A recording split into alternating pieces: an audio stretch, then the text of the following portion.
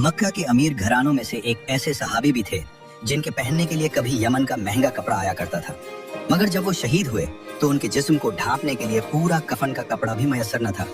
ये उस वक्त की बात है जब हजरत मुसअब बिन उमैर रजी अल्लाह अन्हु मक्का के एक अमीर घराने से ताल्लुक रखते थे।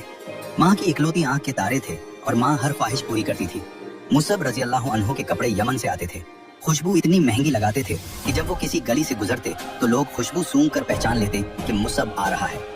मुसअब रजी अल्लाह अन्हु को पता चला कि नबी करीम सल्लल्लाहु अलैहि वसल्लम दारे अरकम में लोगों को एक नई बात सुनाते हैं। वो छुपकर वहां गए, नबी सल्लल्लाहु अलैहि वसल्लम की बातें सुनी और दिल में उतर गई। उन्होंने उसी वक्त इस्लाम कबूल कर लिया, लेकिन माँ को बताने की हिम्मत नहीं थी, इसलिए कुछ दिन छुपा कर मुसलमान रहे। एक दिन उस्मान बिन तलहाना ने उन्हें नमाज पढ़ते देख लिया और बात माँ तक पहुँच गई। माँ खन्नास बिन्त मालिक मक्का की सख्त और ताकतवर औरतों में से थी। उसने मुसअब रजी अल्लाह अन्हु को घर से निकाल दिया हमेशा के लिए। फिर ग़ज़वा उहद का वक्त आ गया। नबी सल्लल्लाहु अलैहि वसल्लम ने मुसअब रजी अल्लाह अन्हु को इस्लामी लश्कर का झंडा दिया। ये कोई मामूली बात नहीं थी। झंडा थामने वाला पूरी फौज के आगे होता था और सबसे ज्यादा खतरा भी उसी को होता था। दुश्मन की पहली कोशिश यही होती थी कि झंडा गिरा दो। दुश्मन का एक सवार इब्न कमा मुसअब रजी अल्लाह अन्हु की तरफ बढ़ा। इसका एक ही मकसद था, झंडा गिराना। उसने तलवार से मुसअब का दायां हाथ काट दिया। मुसअब रजी अल्लाह अन्हु ने बगैर एक लम्हा रुके झंडा बाएं हाथ में थाम लिया।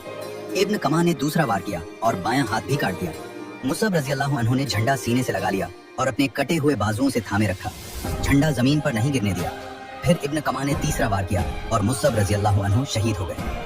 जंग के बाद नबी सल्लल्लाहु अलैहि वसल्लम शुहदा को देखने मैदान में आए और मुसअब रजी अल्लाह अन्हु के पास रुके। उनके जिस्म पर सिर्फ एक छोटी सी चादर थी, इतनी छोटी कि सर ढको तो पाँव नंगे रह जाते थे, पाँव ढको तो सर नंगा रह जाता था। ये वही मुसअब थे जिनके कपड़े कभी यमन से आते थे। नबी सल्लल्लाहु अलैहि वसल्लम ने फरमाया, सर ढांपो और पाँव पर घास डाल दो। फिर नबी सल्लल्लाहु अलैहि वसल्लम ने सूरतुल अहज़ाब की ये आयत तिलावत फरमाई, मोमिनों में से कुछ लोग ऐसे हैं जिन्होंने अल्लाह से किया हुआ वादा पूरा कर दिया। वो नौजवान जो कल तक मक्का का सबसे अमीर और खूबसूरत नौजवान था, आज कफन के लिए कपड़ा पूरा नहीं था।